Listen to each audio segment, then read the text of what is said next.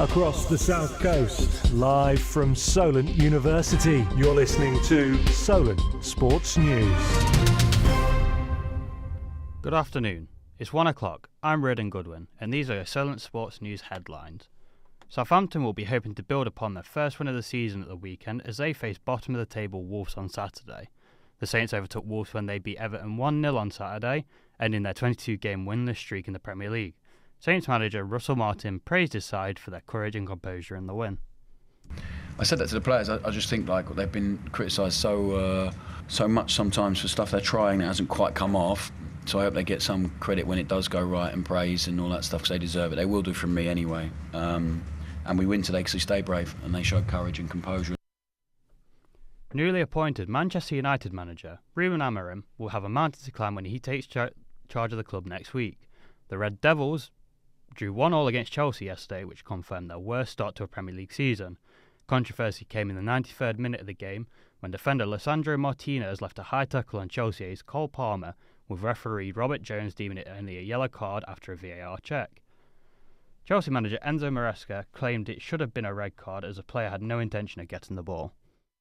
It's quite clear almost for all of us, but the referee is there to take a decision and he took a different decision. I just said that for me, when there is not intention to go for the ball and you just go for the player, it's red.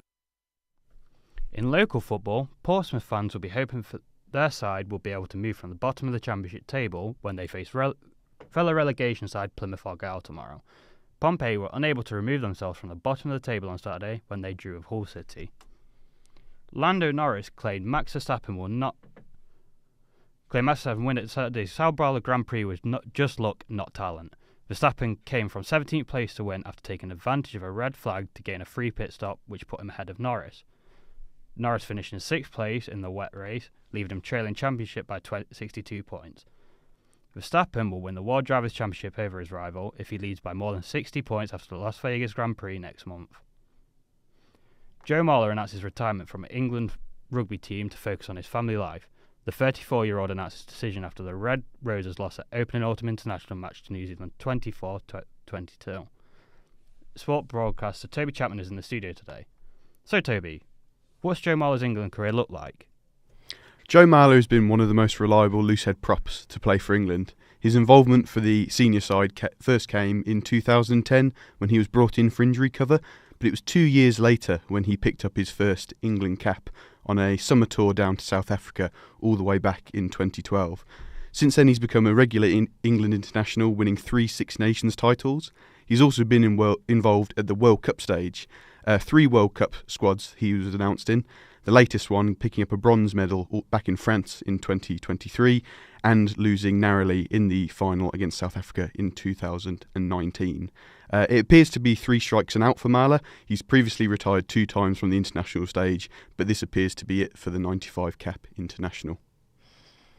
What about his replacement? 20-year-old Asher Apoko Forger seems to be the man to replace Marler. The Sale Sharks front row has been added to Steve Borthwick's 36-player squad, preparing for Australia this coming weekend in the Autumn International Series. He's been involved regularly for Sale, and he won this year's England's under-20 side World Cup. So it seemed like competing at this level won't be too big of a step up for him. Perfect, thank you, Toby. Hampshire Hawks fast bowler John Turner has been given an England development contract for this season. He made his first 2 appearances for England, and his 2 wickets in last weekend's test helped him set up a third-time test match against the West Indies. That's all from us this hour. I'll be back at 2.